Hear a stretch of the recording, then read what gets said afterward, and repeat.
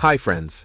Today I'm going to review the book, Hug Your Customers, The Proven Way to Personalize Sales and Achieve Astounding Results by Jack Mitchell. The hugging culture.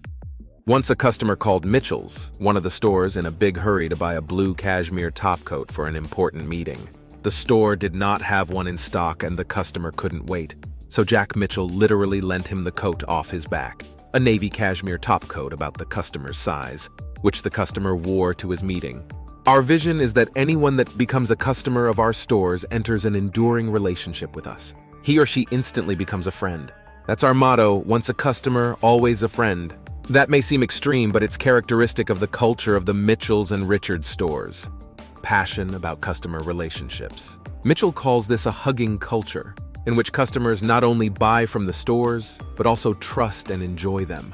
The stores befriend customers because Mitchell believes only extremely satisfied customers are genuinely loyal. That's the game, knowing the customer. The stores make customers a higher priority than the merchandise, although they carry fine goods. Only employees are more important. Buyers think about the customer before they think about the product or the profit margin. If a company truly puts customers first, financial success follows. Customer loyalty drives profitability. In some instances, we physically hug the customers, but we mainly metaphorically hug them by showering them with attention in a way that every business ought to but doesn't. Both stores work on the basis of principles, not rules. The primary principle is that everyone must spend time working on the sales floor, getting to know the customers. Mitchell works the floor every day, including Saturdays, a tape measure over his shoulders, talking with customers. This shows that nobody is above waiting on customers. Even the shipping staff sees customers. The policy is a legacy from Mitchell's parents, who founded the first store. Many ways to hug. Hugging can literally mean hugging, but it can also mean a handshake, eye contact, or a special favor. Hugging can be sending a greeting card, walking someone to the car, or offering a generous return policy. Like so many people, I find myself continually frustrated at the passionless customer service I encounter every day. One woman asked the store's tailor to alter a dress she bought elsewhere, and the tailor complied. That's a hug. Associates tie bow ties for people who can't tie their own. When you make hugging a priority, you'll find many ways to delight your customers. The stores offer customers free coffee, beverages, and candy, which sets them apart from stores with signs that forbid food and drinks. The management even gives customers an emergency number to call if they need clothes while the stores are closed. An executive will come in and open up if necessary. We know every item a customer has ever purchased, and when they purchased it going back years, we know their sizes, their brand preferences, and their color preferences. The basic essentials of hugging are: 1. Look, listen, and learn to treat the customer as a friend. 2. Exceed customer expectations even in small ways. 2. Be customer-centric. 3. Get close to the customers and learn all you can about them. 4. Offer services that your industry doesn't usually offer and stay homey. 5. Be imaginative and creative about customer services, caring about customers as people. To hug your customers, you have to care about people. One man who was a customer at an auto repair shop decided he would never go there again when the owner was rude to a woman who came by looking for a lost dog. Business owners who don't care about people may not realize how expensive their attitude really is. People may come to you once because of your product or service, but they'll surely come back if you care about them. We often know their nicknames, family names, birthdays, anniversaries, hobbies, where they work, where their spouses work, their golf handicaps, whatever bits of information they're willing to share that would be useful to maintain a personal connection. Many businesses invest a great deal in finding the right location, even though outstanding customer service can make up for a mediocre location. Customers want a no-problem attitude. They like someone to greet them gladly and take a personal interest in them. Mitchells and Richards want new customers, but Jack Mitchell recognizes that the best source of growth is existing customers. He wants to make customers so satisfied that they'll eventually do all their clothes shopping in these two stores. Try to gain a little more business from your existing customers, then a little more and more, until you have all their business. When you hit rough spots, hugging your customers won't make every problem go away.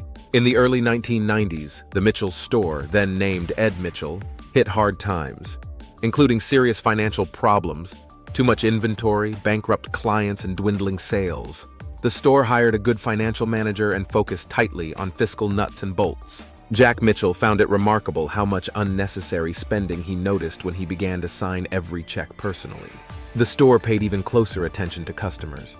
Focus group sessions showed that women thought the store's name sounded too male, so the company changed the name to Mitchell's.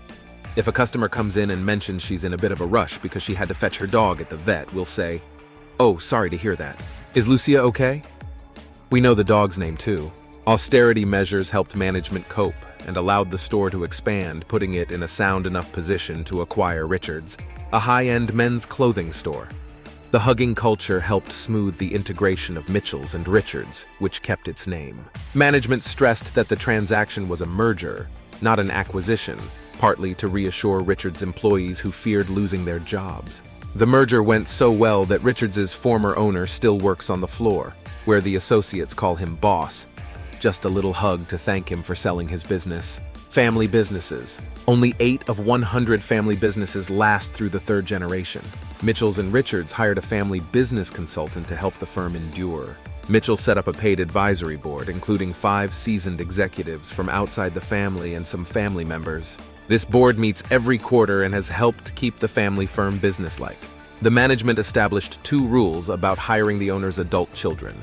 Any son or daughter has to spend 5 years working somewhere else before joining Mitchell's or Richards. This helps the sign develop independent business perspectives and allows him or her to be taken more seriously after joining the family business. It's a job, not a sinecure. Performance is the bottom line. What's good for the business trumps what's good for the family. When members of the next generation join the business, they don't take someone else's job.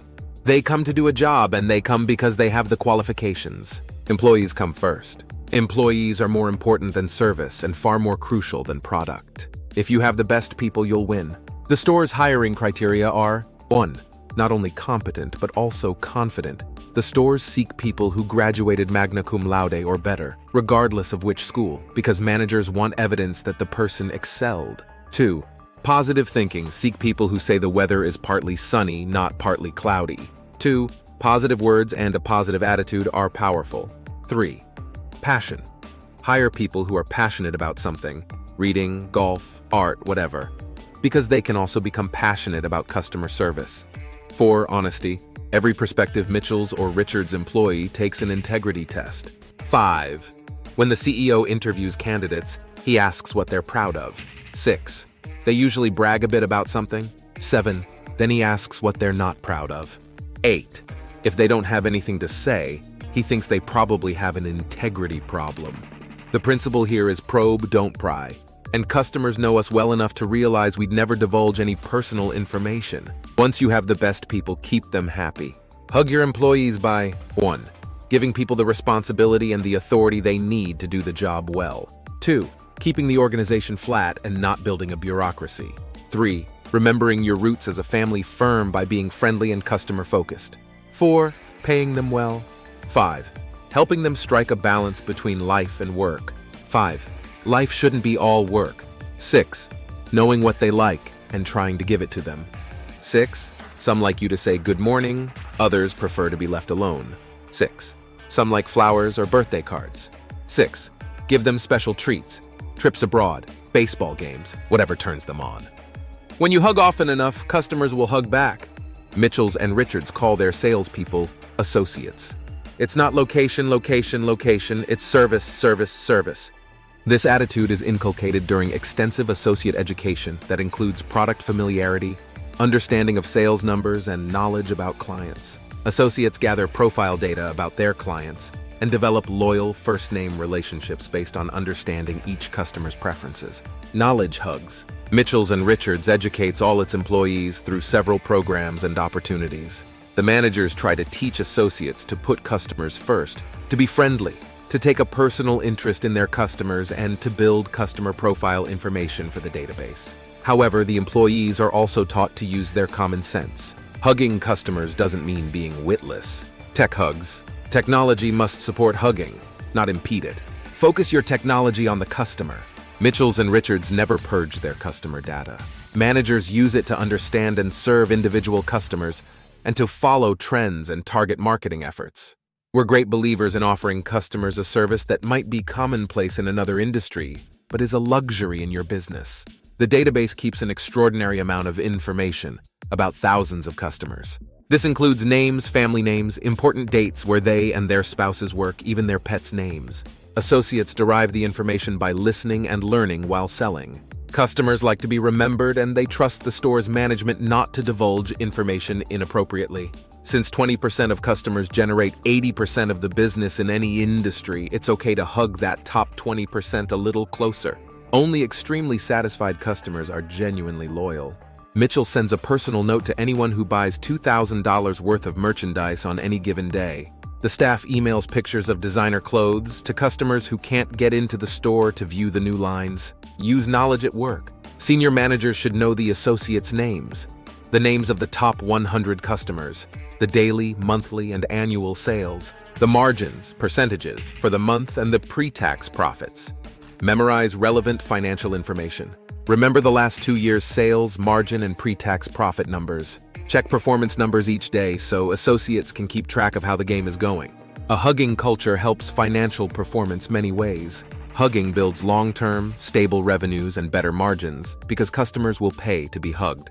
Takeaways. 1. Know your customers and make them say wow. 2. Be passionate about customer relationships. 3. Hug your customers by exceeding their expectations. 4. Customer satisfaction isn't enough. Go for extreme customer satisfaction. Only extremely satisfied customers are genuinely loyal. 6. Technology can and should support the customer relationship. 7. Don't spend any money that doesn't support the customer relationship. 8. Hire the best or those who can become the best and keep them on the team. 9. Offer service above the norm in your industry. 9. Know your customers. 10. When mistakes happen, treat them as opportunities. 11. Did you know that around 70% of our viewers haven't subscribed to our channel yet? If you're one of them, why not consider hitting that subscribe button? It's a great way to stay up to date with our latest videos and support our channel at the same time. 11. Join the majority of our community and subscribe today. Thanks for watching.